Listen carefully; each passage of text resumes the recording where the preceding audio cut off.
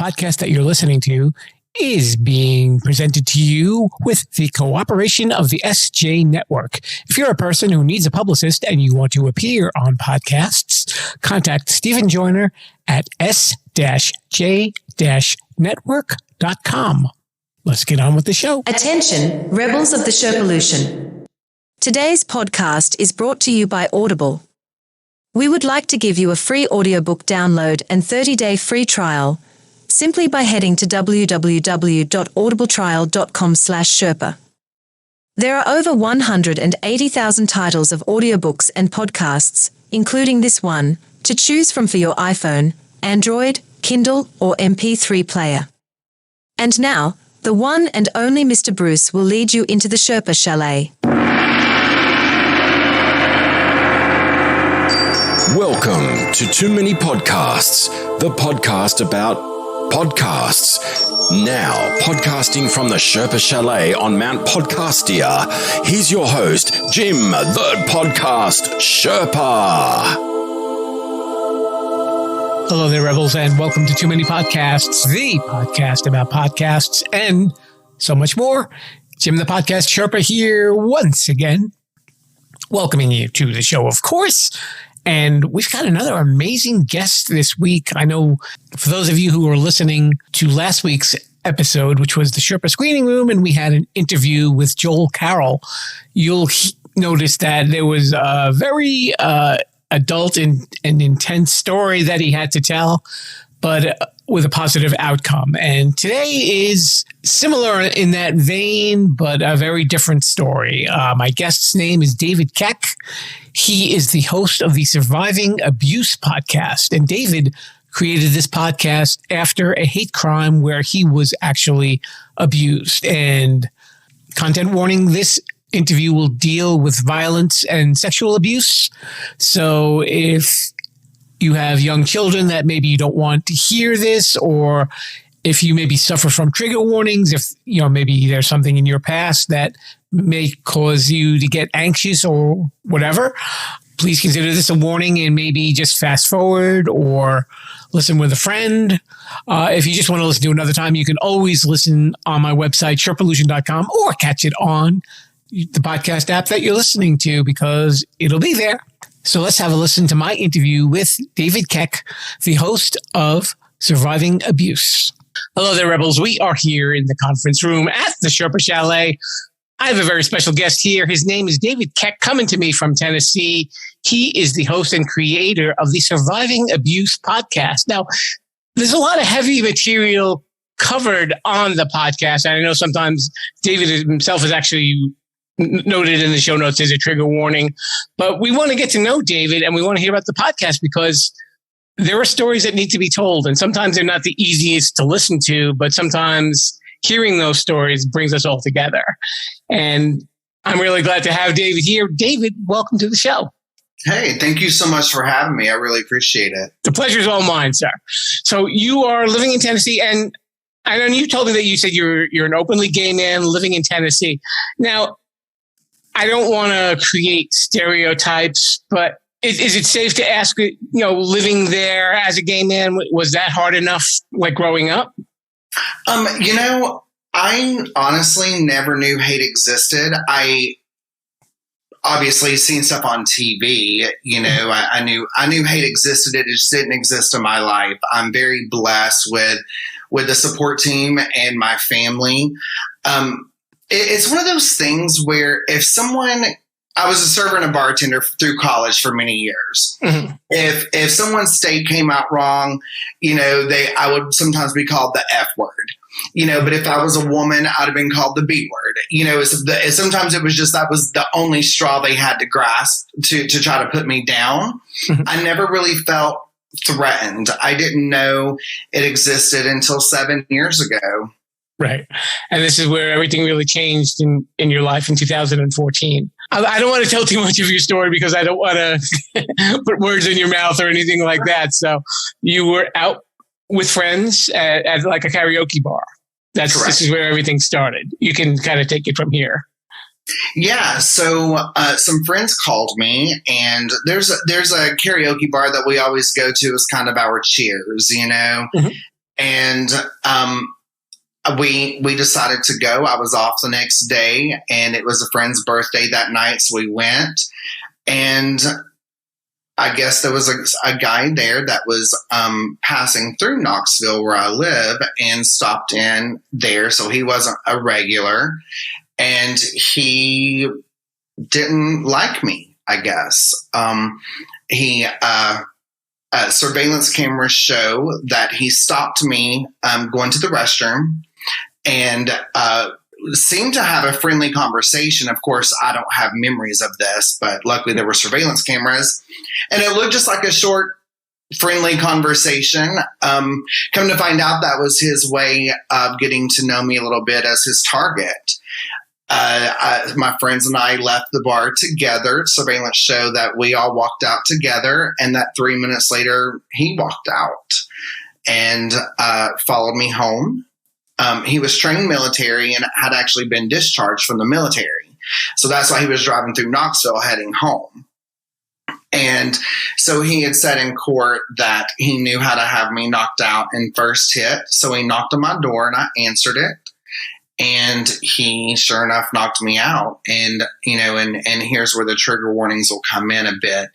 But he spent several hours raping me with his body as well as with foreign objects and beating me until he thought he killed me. Now, there was nothing in your initial conversation that made you think that this guy's going to stalk you or anything like that. It was just like, hey, buddy, and he probably asked you a question and you didn't think anything of it. One of those just off-the-cuff conversations, right? Correct.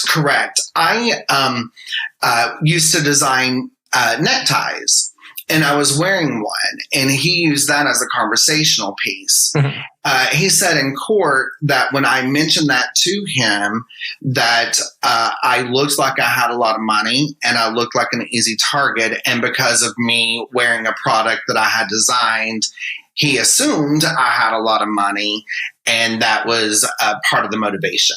I know you said that later on he told the media that he said that you propositioned him, but that obviously wasn't true at all. Correct. So the media wanted to come to the hospital and interview me, but I was so... Again, they were pronouncing me dead, and with the brain trauma and everything, there was no way I could talk.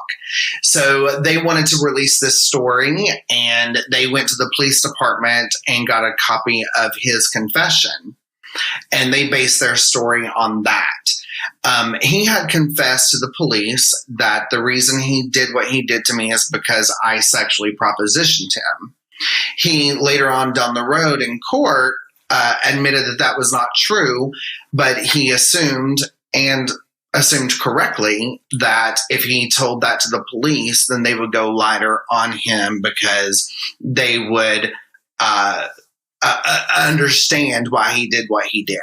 It's funny the way that you describe what this person did. Had he had any history of doing this to other people? Did that ever come up?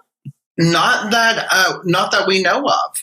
But that's one thing that I do think happens in a lot of cases is it's hard for a woman to admit to abuse and to publicize their abuse. A man, there's no platform for men. Right. And especially when you have gay men in the South, sometimes they're closeted. Sometimes they're too ashamed, or they're going to be treated like I was in the public eye. I became famous in a small town. It got to where cops were having to stay in front of my house stationed at doors because I was getting so many death threats of people wanting to finish the job, because at the time it was released that gay man goes to straight bar, brings straight men home for sex, and gets beat up. So, when you have some of these cases that people are sometimes just too scared to admit what happened to them. I know in your story, you said you were basically unconscious for 18 hours and the walls in your apartment and your pillow and your bed were basically covered in your own blood. Yeah, it really looked like a horror scene. When you watch these scary movies and you see someone being dragged and you can see their claw marks in the walls and in the floors, you think that's exaggerated, but that's exactly what my apartment looked like. There was blood splattered all up the cabinets. You could tell where he had dragged me from room to room to abuse me. And it was very traumatic. And so what played a part in my memory loss and my temporary brain damage, it was they defined it as amnesia, which it was a temporary thing, luckily. But my body, I went 18 hours before they found my body. So I was laying there unconscious for 18 hours, which is lack of oxygen. How were you found? I mean, did you wake up? Did someone come to your apartment? So how I was found was when he went, after he left my apartment, he had stolen my car, which also makes us wonder if there was a second party involved, because someone had to. Why would he steal my car if his car was in the parking lot? Right. So he never admitted to that of a second party, but that part just doesn't make sense to us, right?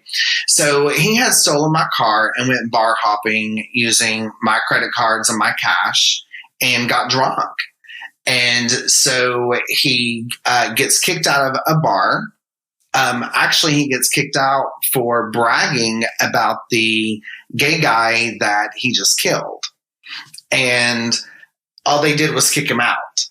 And so he is drunk and he wrecks my car. So when the police come to the scene, he has my car registration, my ID, my credit cards that didn't match him. And he was actually covered in blood, but it wasn't his blood. Right. So he confessed to murder. Well, I had just recently moved into my apartment. So the address on the IDs didn't match my new place.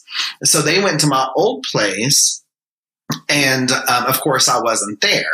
Well, when they took my car to impound and they started looking through my car, they actually found the lease in the pocket behind the driver's seat that gave my new address. And so that's what took them so long to find me. And when they found me, I was unconscious. That's when they were going to pronounce me dead.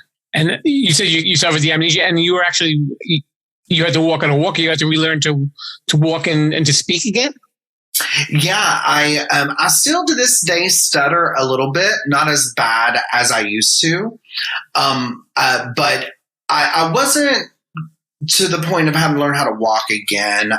I didn't have the strength or mobility to really hold myself up. I had to reteach myself how to use different limbs. I had to learn how to pat myself on the back for accomplishments of things that I've done for 30 years, such as standing up. I had to learn how to pat myself on the back because I walked to the mailbox by myself. So I did have to have a walker for a while. I went through a horrible depression. Because during this time of recovery, I was also having to go to court and face this guy every couple of weeks. And I've never been a big guy. I think 130 pounds is what I weighed at the time, but I got down to 98 pounds, wow, which is very unhealthy, very, to the point that people was associating me having a drug problem. And then they wanted to say, well, he has a drug problem and that's why he took this man home for sex. And this is why he is where he is. When of course there was a drug test done to see if there was any date rape or anything like that. And it came back negative because I don't do drugs. I don't even smoke pot. And I think pot should be legal, but I don't do that's fair enough. Right. And so there was a lot of relearning I had to do. And you said in the meantime, you had to keep going back and seeing this person. So you were basically reliving this nightmare over and over again. Yeah, for about a year. So he's in jail, right? Can we say that he's in jail? Or I'm looking at you. I'm saying, please tell me. Yeah, so we can say that now. He went to jail and did 4 months, and they released him on good time for attempted murder. Can you believe that? with it being a gay thing, they just wanted it swept under the rug. They wanted to pretend it didn't happen. I get a phone call on my birthday from the Knox County Police Department because they have to call you to make you aware that the restraining order is intact and this person is setting foot on free land. And I said, no, you're letting the wrong person go. Like, this is a mistake. He's done 4 months. I'm not even walking without a walker yet. And he gets out for good time. I haven't had good time. And so he was out for about 2 years and then violated his probation, and now he's in prison. I think his violation was a drug charge.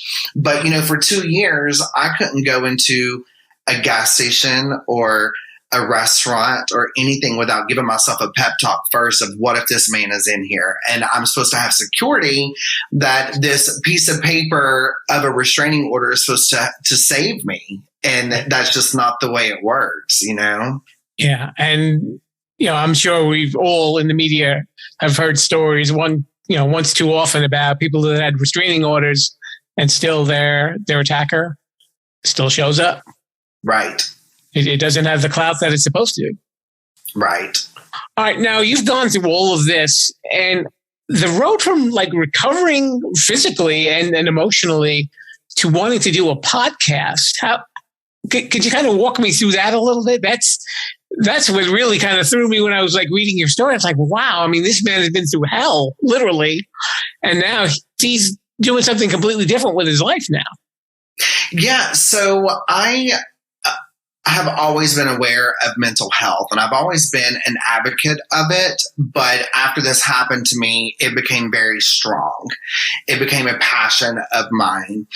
I honestly know so many gay people that would have laid in that pool of blood and died because they don't have the family and the support of a loving family to pick them up and to love them through it. And thank God I do. I will say that one thing that the state did for me that was amazing is they set me up with a therapist. And so for 2 years, twice a week, I was going to Helen Ross McNabb and having therapy. And then from there, they asked me if I'd be interested in joining a men's sexual assault group therapy. And I did. And again, another blessing is I have such an amazing support team, and thank God none of them can relate to the tragedy I've been through.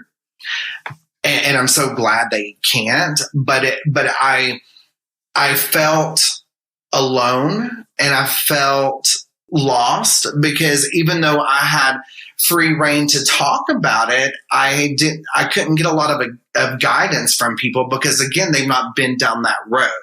Mm-hmm. And so being in a sexual assault group therapy with these other men who, they're gay and they're straight and they're white and they're black, because it happens to all of us. It happens to so many people. We're all a victim of it one way or another, whether it's your son or your daughter or whatever the case is. And it just really saved my life. I never turned to drugs. I never turned to alcohol. I had that safe place. But what I was finding is that there wasn't very many platforms available for people to go to and share their story. And what if someone wanted to share their story anonymously? They just wanted to talk, and I wanted to share my story too. I felt like sharing my story, and I feel like sharing my story is a way for me to gain back control because my story was being written for me. There was so much I didn't remember. There was so many things that the public or that the media released that wasn't true.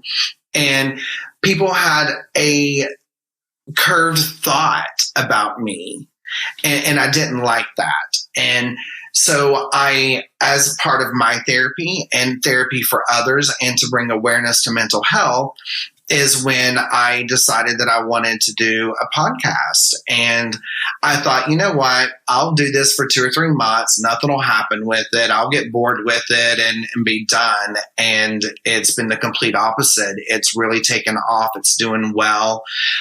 Like you said, in the beginning, this is a dark, ugly topic. And I never want anyone to log off of my website or off of my episode and be down and depressed. I want to show that we are surviving, that we can laugh. We can, it's such an emotional roller coaster. I like to end it on a positive note and talk to these other victims / survivors and what they've done, and provide an endless amount of resources for people for their recovery.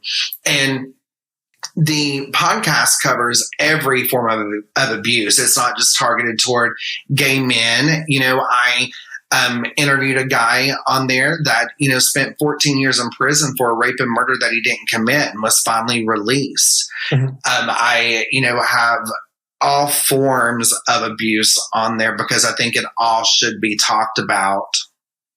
And a lot of the focus on your show, I was listening to a couple of episodes, checking it out, and it's really not so much the abuse, but healing from it. Correct. Being able to move on with your life. Right. We do share those dark, ugly moments, but we always start it laughing, and we definitely always end it laughing, because I want it to give hope to people that you're not alone, and we can all go through things and recover from them. One of your episodes begins with a woman reading a letter to her abuser. Mm-hmm. And the first sentence out of her mouth is, "To this person who abused me, you didn't win." Yeah. I think that's probably the strongest thing as a person who suffers from abuse has to probably keep in mind, that this person did not win, that they can move on and survive and be stronger. Absolutely. What I ask my guests to do, and some do and some don't, and that's fine. But I ask them to, before their episode, I ask them to write a letter to their attacker, to, their abuser, kind of like a victim's speech. And I actually released the letter in the very first episode. I released the letter that I wrote to my attacker, and people just really fell in love with that. And so I give them the option, and a lot of them do take me up on that. And I get a lot of great feedback with it, with them saying, I never thought to do this, but writing it, was very therapeutic. And they take 2 or 3 minutes and read it. And then we discuss it after. And I love that part of the show, because it shows that growth. And like you said, that one comment of "you didn't win" is just beautifully said and spoken. It gives me chills right now thinking. In your time while you were recovering from all of this, clearly there's this courage that maybe you probably didn't even realize that you had, or maybe you did. Was there something that stayed in your brain the whole time, that this is what I'm going to do? Here's my next step? No, that took a little while for me to get there. I became so angry because I didn't know this guy, and his fingerprints is all over my body and all over my home. I couldn't pick him out of a lineup, and now my face is public, and his friends and family know me. Every time I would stand in line and someone would be standing in line behind me at like a Walmart or something, I would always wonder, is that his mom? Is that his girlfriend? Is this someone that wants to finish the job? I became so angry with God. I never doubted his existence, but I doubted the role that I played. And I got to the point to where I was like, this guy, my attacker, had one job, and it was to kill me, and he couldn't even do that right. And I got to a very dark place. But again, I had therapy, and I was able to talk through that. And when I would hear other people's stories, and some of them are people sharing stories that they had partners or someone that didn't survive what I did survive. And I thought, if I can turn this into something good, then it's not in vain. But it did take me a little while to get there. But as soon as I did, and I learned to laugh again, and I found my joy, because I used to say that he stole my joy from me. Mm-hmm. And I realized that's incorrect. It was put on hold for a little bit, but he didn't steal it. It's still inside me. And you also have your friend Heather. Yeah. Yeah. And who's also a victim of abuse as well. Yes. When you're interviewing a lot of these guests, do you kind of find that common thread with all of them, or a different variation of it, maybe? Yeah, there's some kind of bond with it. You know, it's very nice. We feel this connection with each other because, again, a lot of our supporters may have not been through it, and so to find someone that you can express these emotions to that understand it. You know, for instance, one of my fans, I guess, that's what he calls himself. But, you know, he was laughing with me one day and he was like, David, we come from two different worlds. And he said, I'm a straight black man and you are a gay white man. We come from two different worlds, but we are connected. And he is the first one to comment and like and share and call me. And, you know, and he's right. We do come from two different worlds. Sharing our stories are completely different, but there's this connection that bonds us. Mm-hmm. And we feel safe with each other, which is really nice. Is there anything that you would want to tell people that they should keep in mind whenever they've undergone any sort of abuse or trauma? Yes, I will always be an advocate for self-care and for therapy, that they've got to find that safe place. One thing that took me a long time to realize, that I had even kind of touched on in the beginning, was that I had to learn how to pat myself on the back for small things I've done for 30 years. But it could have been the opposite. You know, the 7-year anniversary was just a few weeks ago, knowing that 7 years ago, my family, or a couple of weeks ago, my family could be mourning the death of me. You know, it could be the anniversary that my parents had to put me in the ground. And once I decided to be proactive, and once I decided that I deserved to pat myself on the back for those small accomplishments, is when things started getting bigger and better and brighter in my recovery. I began to enjoy the ride. What's the thing that you enjoy the most now? Talking and sharing with people. I even, of course, I guess that's kind of a generic statement that a lot of people are going to say, but to be honest with you, I've kind of learned to play a game with myself, and sometimes I will remember something that I had forgotten, and I like that. I found a way to make it fun. Instead of saying, God, because this dude, I'm just now remembering this, you know, I found a way to enjoy it again. You know, it's like, I remember when I couldn't live in my apartment for a while. So of course I was paying rent, but I had to stay home with my family to recover. And then when I finally got back to my apartment and I turned on the TV, you know, I had all these shows saved on demand, and I was like, I like Days of Our Lives. Obviously I do, because I've saved every episode. And then I learned to laugh at that. And so when I turned it on and watched it, you know, I started remembering loving it. And still to this day, I watch it, you know, like, and sometimes like, I've just learned that I can either laugh or cry, and damn it, I'm tired of crying, you know? Just as a little side note, that's one of my wife's favorites too. So I'm dealing with the possessed Marlena at this time. Oh my gosh, that's a whole other show, but I'm willing to have that talk with her and you. I love it.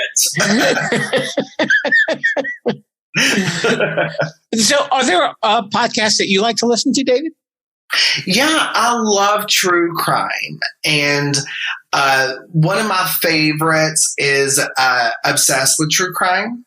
Mm-hmm. And it's from the Obsessed Network. And what I love about it is it's a comedy true crime. They never victim blame, but you enjoy hearing it, and it keeps it fresh in my mind, just because they laugh about the silly things, but it keeps those cases fresh and open.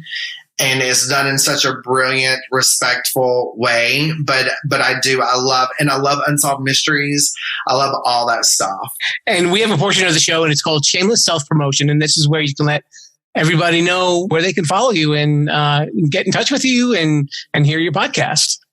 Yeah, I would love for people to check me out. I would love for people to be a guest and send emails and share their stories and all that. I really appreciate all the support. The best place to find me is my website, and that is survivingpodcast.com. And that's got a link to all my episodes, all my social media, and of course on Facebook and Twitter and all that. You can still find me with just Surviving Abuse. But again, that website is the best landing place to direct you in whichever you prefer. His name is David Keck. He is the host of Surviving Abuse. David, thank you so much for coming on this story. I know it's got to be kind of hard to have to relive it every time, but I appreciate your honesty and letting the listeners out here listening to this podcast know that there is hope and that you don't have to be in the dark about stuff and that you can live your life. I can't thank you enough for letting me be a part of this with you. I really appreciate it. We're on that internet thingy at Sherpalution.com. And now it's time for Sherpa Suggestions.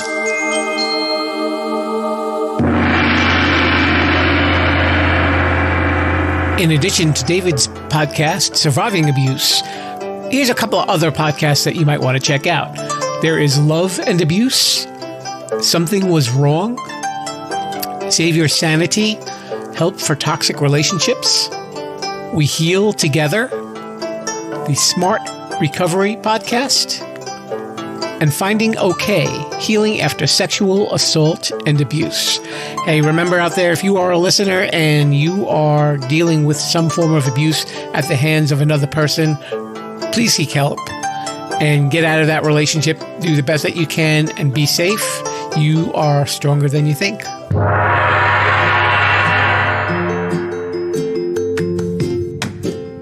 Thank you so much to David Keck for coming on the show. Be sure to check out his podcast called Surviving Abuse. Next week, we're getting a little bit lighter in the subject matter. We are going back to the Sherpa screening room, and we will be talking to a guy named Michael Baker. And Michael is an actor, director, writer, and producer, and an entrepreneur, and his story of how he ended up making movies is really interesting. So I think you're really going to enjoy this. Had a lot of fun speaking with him. Hope you join me next week. If you like the show, please leave me a nice review on Apple Podcasts. 5 stars, please. 5 stars, please.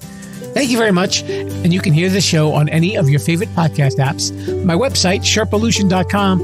And if you're following me on social media at Sherpalution, Facebook, Twitter, or Instagram. On Facebook, you will see a link right to the very podcast episode. So you don't even have to leave the page. You can just listen to it right there and enjoy it. And I hope you are enjoying this. And I will be seeing you guys next week. Mr. Bruce, it's time once again. Let's get the Sherpa screening room ready and maybe sweep up some of that popcorn. Okay? See you next week, Rebels. Viva la Sherpalution, and stay safe.